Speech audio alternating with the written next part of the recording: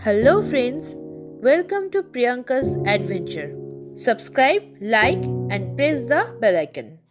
कालिम्पोंग की हरी भरी पहाड़ियों के बीच छिपा हुआ है एक ऐसा रहस्य जो सदियों से लोगों को डराता आया है। जी हाँ, मैं बात कर रहा हूँ मॉर्गन हाउस की, जहाँ अंधेरा और रहस्य का खेल खेला जाता है। आज हम इस रहस्यमयी बंगले की सच्चाई जानने की कोशिश करेंगे।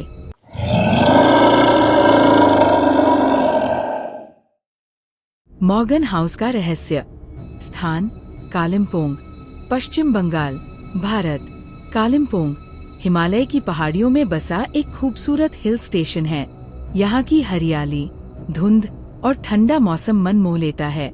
लेकिन इस खूबसूरती के बीच में एक ऐसी जगह है जिसके बारे में स्थानीय लोग डरते हैं। मॉर्गन हाउस एक विशाल पुराना बंगला है। इसकी दीवारें मोटी हैं, खिड़कियाँ छोटी और जालीदार हैं। घर के अंदर एक अजीब सी ठंडक हमेशा रहती है, भले ही बाहर धूप खिल रही हो। मॉर्गन हाउस की कहानी 19वीं सदी से जुड़ी है। इसे एक ब्रिटिश अधिकारी श्री मॉर्गन ने बनवाया था।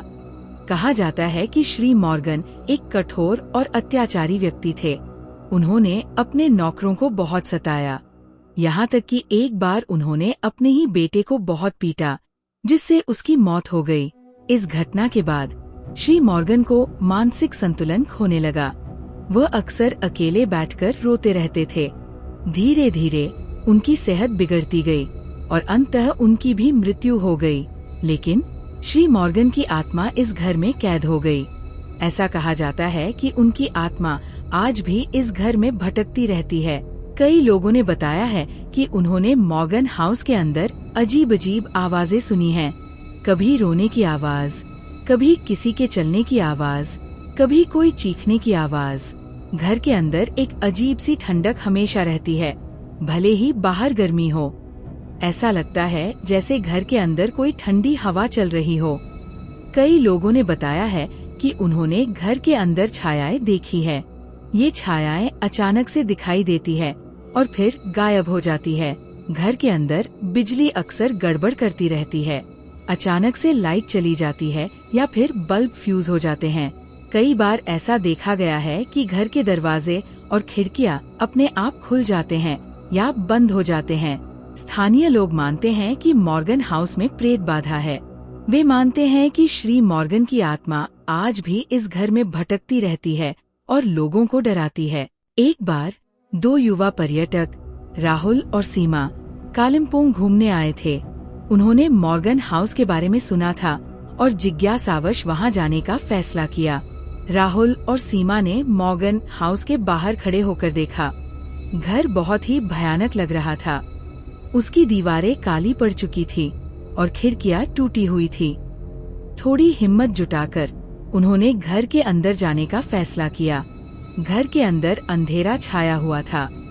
राहुल ने अपना मोबाइल फोन निकाला और टॉर्च जलाई। जैसे ही उन्होंने घर के अंदर कदम रखा, उन्हें एक अजीब सी ठंडक का एहसास हुआ। उन्हें ऐसा लगा जैसे कोई उन्हें देख रहा है। वे आगे बढ़े और घर के अंदरूनी हिस्सों को देखने लगे। उन्हें कई कमरे मिले जिनमें फर्नीचर का ढेर लगा हुआ था। कुछ कमरों में खून के धब्बे भी दिखाई दिए।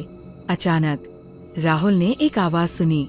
ये किसी के रोने की आवाज थी। सीमा डर गई और राहुल के पीछे छिप गई। राहुल ने टॉर्च की रोशनी उस तरफ डाली जहां से आवाज आ रही थी, लेकिन वहां कुछ नहीं था। तभी उन्होंने देखा कि एक छाया उनके सामने से गुजरी। वह छाया बहुत तेजी से भागी और गायब हो गई। राहुल और सीमा बहुत डर गए। उन्होंने जल्दी से घर से बाहर निकलने का फैसला किया। जब वे घर से बाहर निकले तो उन्होंने देखा कि घर के बाहर कोई नहीं था। उन्हें लगा कि वे अकेले ही इस घर में आए थे, लेकिन जैसे ही उन्होंने घर से कुछ दूर चलकर पीछे मुड़कर देखा तो उन्होंने देखा कि घर के दरवाजे अपने आप बंद हो रहे हैं। राहुल और सीमा बहुत डर गए। उन्होंने जल्दी से वहां से भागकर होटल पहुंचे। उस रात राहुल और सीमा बहुत डरे रहे। उन्हें नींद नहीं आ रही थी। उन्हें लगातार ऐसा लग रहा था कि कोई उन्हें देख रहा है। अगली सुबह उन्होंने होटल वाले से मॉर्गन हाउस के बारे में पूछा। होटल वाले ने उन्हें बताया कि मॉर्गन हाउस में प्रेत बाधा है। उन्होंने उन्हें सलाह दी कि वे वहां फिर कभी न जाएं। राहुल और सीमा ने होटल वाले की बात मान ली। उन्होंने मॉर्गन हाउस के बारे में किसी को नहीं बताया, लेकिन वे कभी नहीं भूले कि उन्होंने उस रात क्या देखा था। उन्हें आज भी लगता है कि मॉर्गन हाउस में कुछ अजीब सा है। मॉर्गन हाउस की कहानी रहस्य और डर से भरी हुई है। क्या आप भी मानते हैं कि यहाँ कुछ अज्ञात शक्तियाँ काम कर रही हैं? हमें कमेंट्स में जरूर बताएं। और अगर आपने भी कभी किसी ऐसे रहस्यमयी स्थान का अनुभव किया है तो हमें जरूर शेयर करें। इस वीडियो को लाइक करें, शेयर करें और हमारे चैनल को सब्सक्राइब करना न भूलें। धन्यवाद।